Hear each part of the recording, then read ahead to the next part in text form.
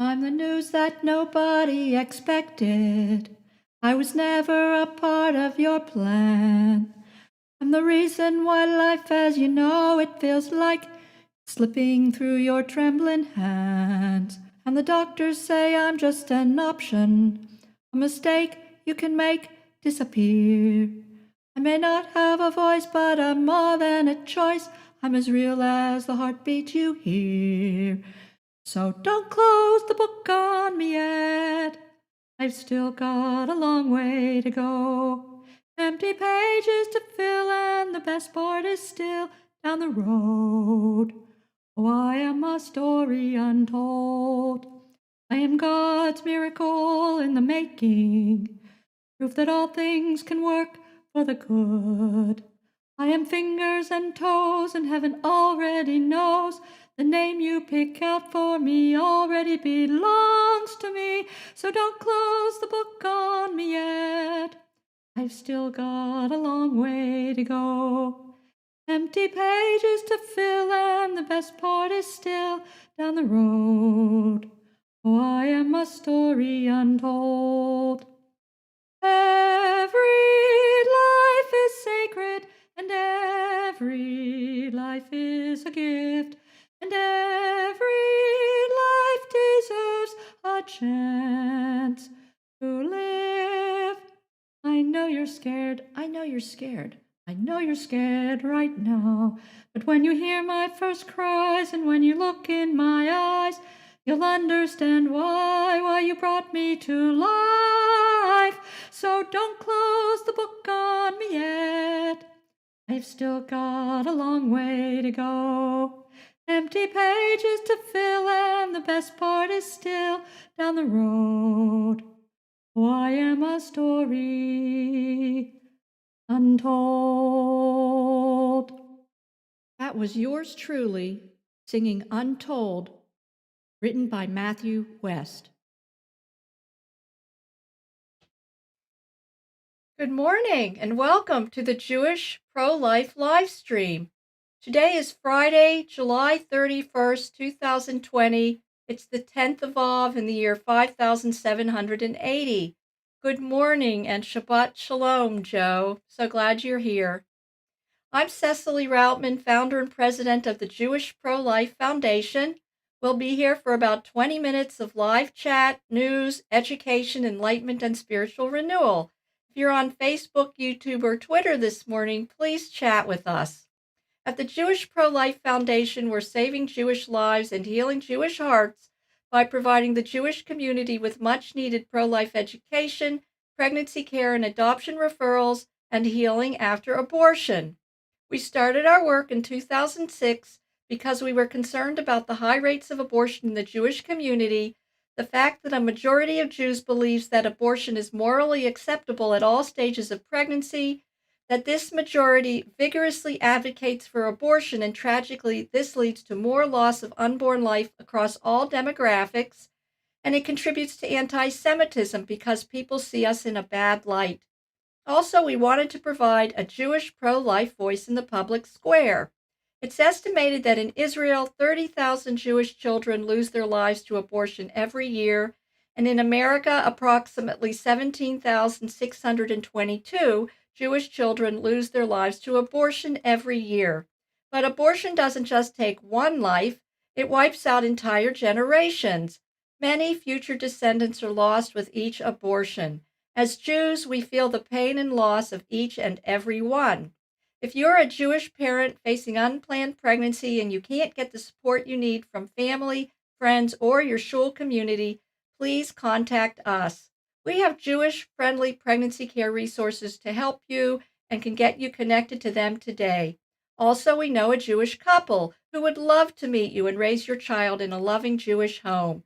To save your baby's life, please contact me today at 412-758-3269, or you can email me at cecily@jewishprolifefoundation.org.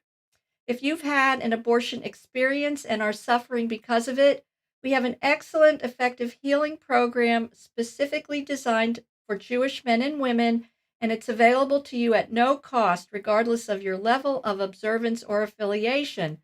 To start your life-changing healing journey, please contact me today. The Jewish Pro-Life Foundation is a 501c3 educational organization. Since 2006, we've been saving Jewish lives by promoting life-saving solutions to unplanned pregnancy in the Jewish community. We provide education about the development, viability, and sanctity of unborn life, as well as traditional Jewish law regarding abortion.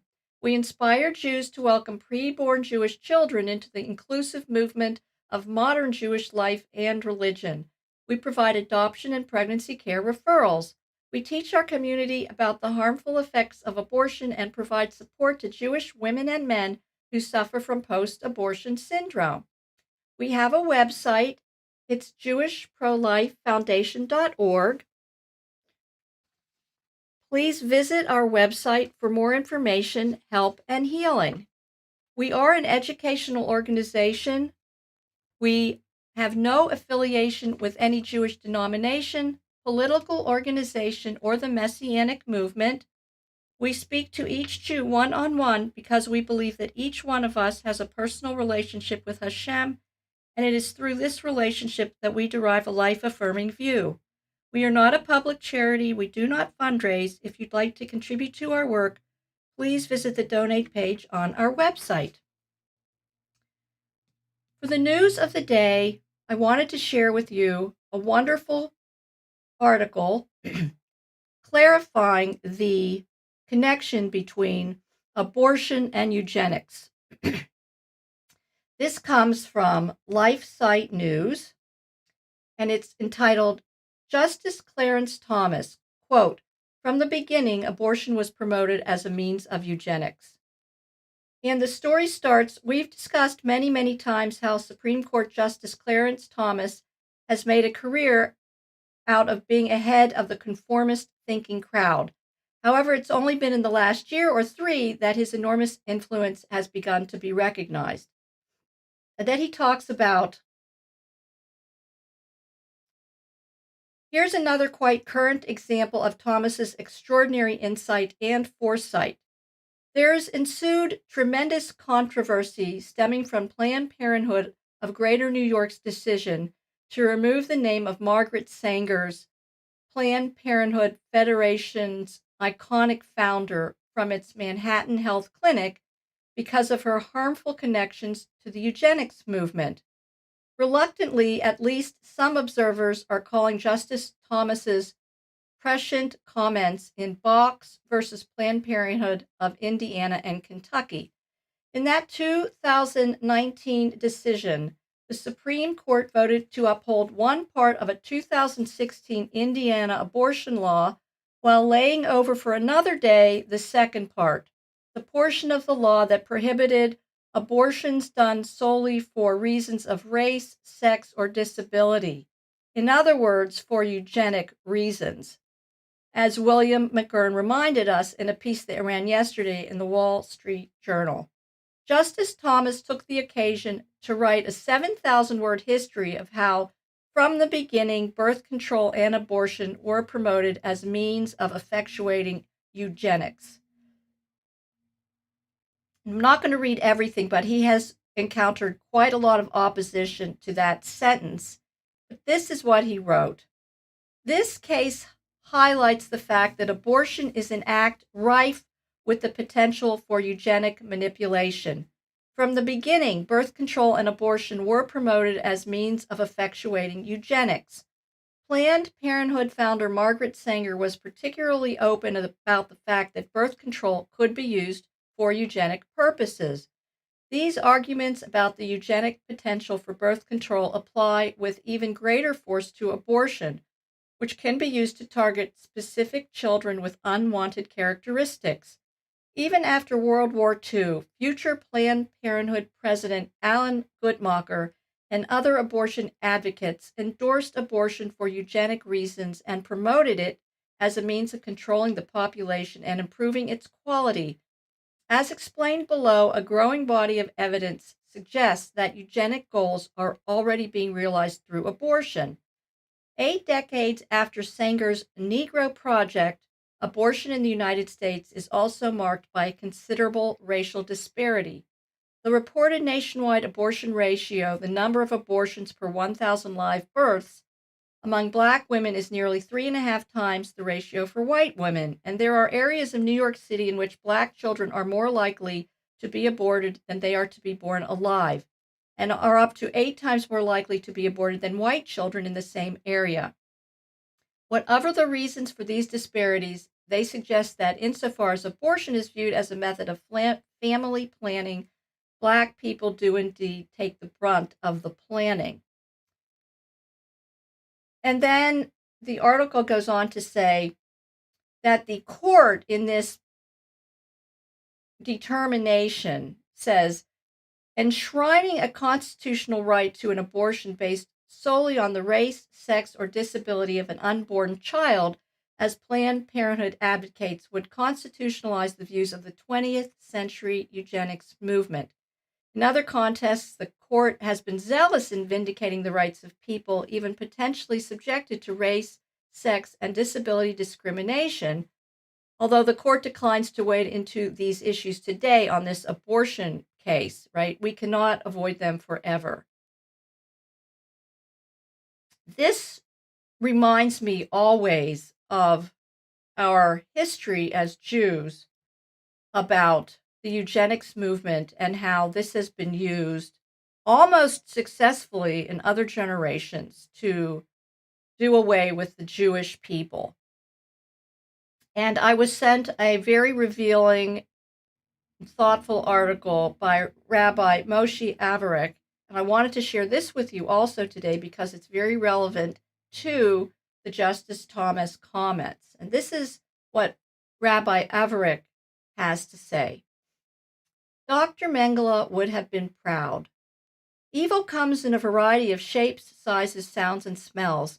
Many people, particularly liberals, progressives, and non-believers, are uncomfortable with the idea that monstrously evil individuals also have the capacity to love, or to laugh, love their dogs, love their children and parents, be part of a community, and have a pleasant appearance. These people would prefer to see evil as a function of some psychological or physiological abnormality rather than attribute it to a choice for which the individual is fully responsible. In this view, evil people should have nothing in common with us. They are some bizarre, diseased branch of humanity. The reason for this delusionary view of reality is simple. It is rather frightening to confront the notion that if evil is a choice open to all human beings, then I am also capable of choosing evil. It gets worse. Just as most evil people seem absolutely convinced that they are right and are oblivious to the evil that they perpetuate, or seem totally unaware that their ideas are perverse and corrupt, then how do I really know that I am different? Maybe my ideas are perverse and corrupt. Maybe my actions are reprehensible and I am oblivious and unaware of their true nature. Let's face it, just about everybody thinks they are right. And he quotes Proverbs, all of man's ways are proper in his own eyes. No, anyone is capable of choosing evil, even those who seem to be perfectly normal and just like us. Let us then confront evil in the form of two young smiling faces. One a handsome young man, Dr. Alberto Ghibellini, the other a rather pretty young woman, Dr. Francesca Minerva.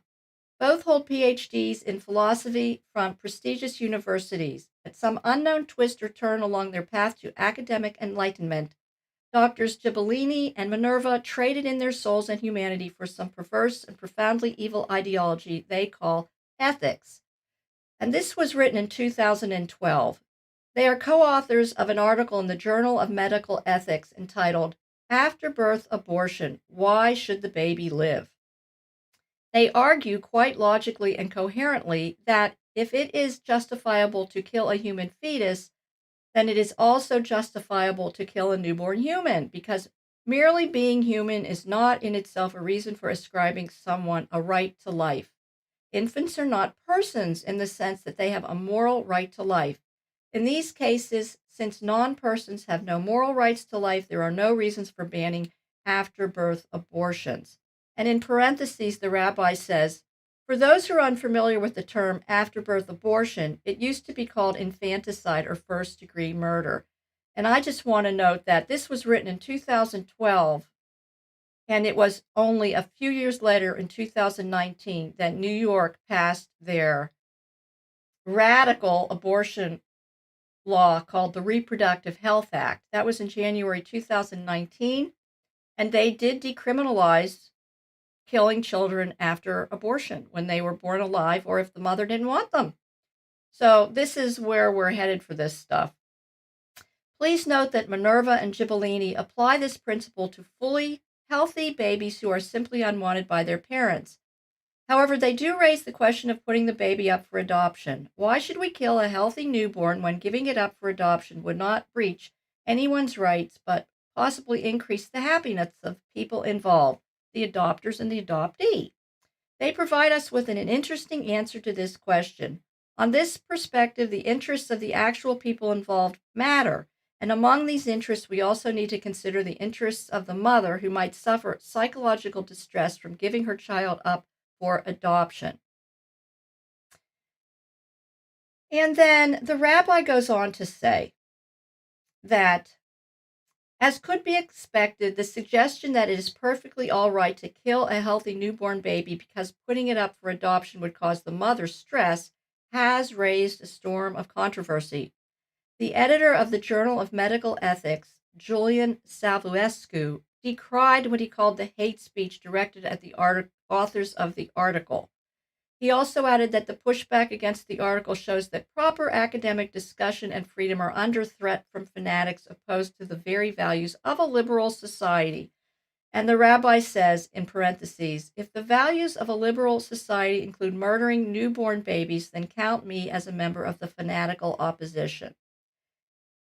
And then I'm not going to read all of this. It gets so very long. I will post it in our Facebook account today. But what he does say is, of course, in Nazi Germany, the premise that Jews were a mortal threat to the Aryan people was also a widely accepted premise, and genocide was practiced in Nazi-occupied Europe and Russia. So, relating back to the title of the article, Dr. Mengele would have been proud. So in 2012, these two researchers came up with a perfectly acceptable premise that would have justified all of Nazi Germany's war on the Jews. And this brings us to our, I'm just checking my chat from Kat and David. Shalom, shalom. And Doug, abortion and war are both sins. Yes, that's true. It is all sinful, yes. I'm going to go to the slide of the day now from our PowerPoint entitled Judaism, the Original Pro-Life Religion. May there be abundant peace from heaven and good life upon us and upon all Israel. Amen. And we do have this slide about Margaret Sanger, looking back on the article with Justice Thomas talking about the Planned Parenthood erasing Margaret Sanger's name from their sign on their clinic. Just to refresh our memories, Margaret Sanger was a eugenicist and an anti-Semite. Her birth control league became a primary sponsor of eugenics during her lifetime. She associated herself with Adolf Hitler, praising him for his racial politics of eugenics. But she changed the name of American Birth Control League to Planned Parenthood Federation during World War II in order to disguise her anti-Semitic past. And we have a picture here with a quote from Margaret Sanger. She said, Slavs, Latins, and Hebrew immigrants are human weeds, a deadweight of human waste. Black soldiers and Jews are a menace to the race. So this is what she thought about, minorities. Sanger opened her first birth control clinic in New York, choosing Brownsville, that was an area that had a large population of new immigrants, such as Slavs, Latinos, Italians, and Jews.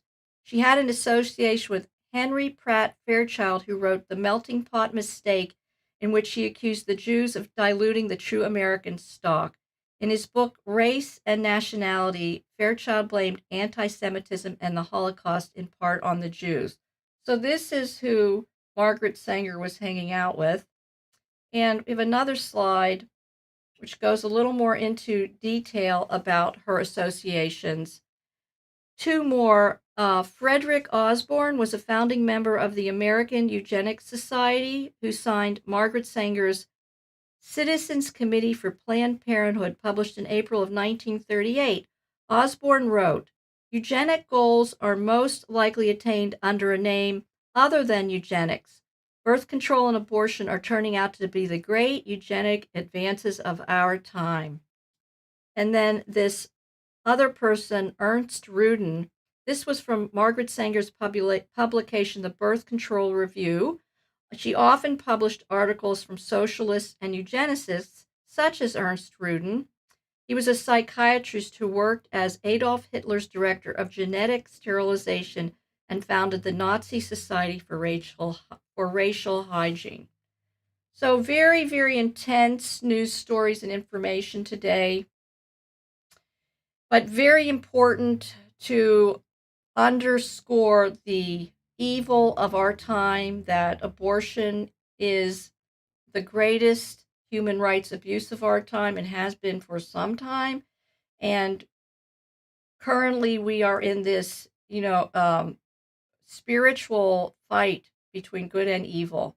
And we must come down on the side that our Creator has made each human being in His image. Each one of us has value from the moment of conception, and it is incumbent upon holy, righteous, and moral people of all faiths to come to the rescue of the innocent. We happen to have three wonderful rabbis on our board of directors who do just that, and then we are so happy to know Rabbi Moshe Averick, who has kindly supplied us with this wonderful article. He actually sent us another one, which I will be sharing on another day. Our rabbis on our board are Rabbi David Novak. He's professor of religion and philosophy at the University of Toronto and a member of the University College and Joint Center for Bioethics. He is available to discuss Jewish theology, ethics, bioethics, natural law theory, and Jewish-Christian relations. Please email Rabbi Novak at david.novak@utoronto.ca. There's Rabbi Novak there. And then we have Rabbi Shlomo Nachman, who is available to speak on the sanctity of human life in Judaism, what it means to be Jewish, the benefits of prayer, Jewish-Christian relations, and welcoming Noahadim into fellowship. You can connect with Rabbi Nachman's busy online shul at learnamunah.com or email him directly at learnamunah@gmail.com. Rabbi Menashe Bovit, who is the spiritual leader of Belarus Jewish Center in Queens, New York. He educates using traditional texts, history, anthropology, archaeology, and modern academic biblical studies. Rabbi Bovit is a strong advocate of the State of Israel. He's active in interfaith activities, and he's president of the Eastern Queens Interfaith Council. Please email Rabbi Bovit at belarusrabbi@yahoo.com. And because of the evil of abortion and its widespread use from conception until, well, now the point after birth, we have many post-abortive Jewish women and men who suffer, and we do offer a post-abortion healing program called Tikva Rachel. It offers a healing pathway for Jews who seek a confidential, safe, accepting Jewish program to address the deeply personal issues that arise after abortion. The program is based on Teshuvah and the promise of healing in Judaism. We also offer post-abortion grief training for rabbis, therapists, and counselors. You can start your healing journey by contacting me to share your personal story. The calls and emails are confidential, caring, and safe. Again, my phone number is 412-758-3269, or you can email me at cecily@jewishprolifefoundation.org. And we want to invite you to please attend the annual March for Life in Washington, D.C., where we participate to show Jewish support for the most defenseless humans among us. We provide a handheld sign for you to carry. You can check out our calendar page on our website for itinerary updates. If you can't travel to Washington, D.C. and would like to attend a local March for Life in your area, The calendar page also has a link to local marches, and we'll be happy to send you a sign to hold at your local march. We want to encourage you to please visit our website library. Our website is jewishprolifefoundation.org. If you go to the library, you can download our PowerPoint and our healing program. You can request a welcome packet at our website, and please check out our Pro-Life Rabbis page, the Pro-Life blog, and our Jewish-friendly pregnancy care and adoption resources. Also, please subscribe to our podcast, Jewish Pro-Life, where we upload the audio of our live stream shows. At the Jewish Pro-Life Foundation, we're making the original pro-life religion pro-life again. Thank you so much for watching, and have a wonderful and blessed, peaceful Shabbat, and we'll see you next week.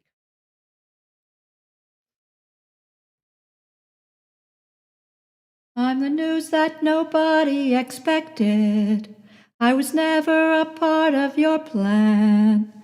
I'm the reason why life as you know it feels like it's slipping through your trembling hands. And the doctors say I'm just an option, a mistake you can make disappear.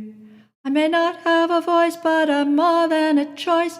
I'm as real as the heartbeat you hear. So don't close the book on me yet.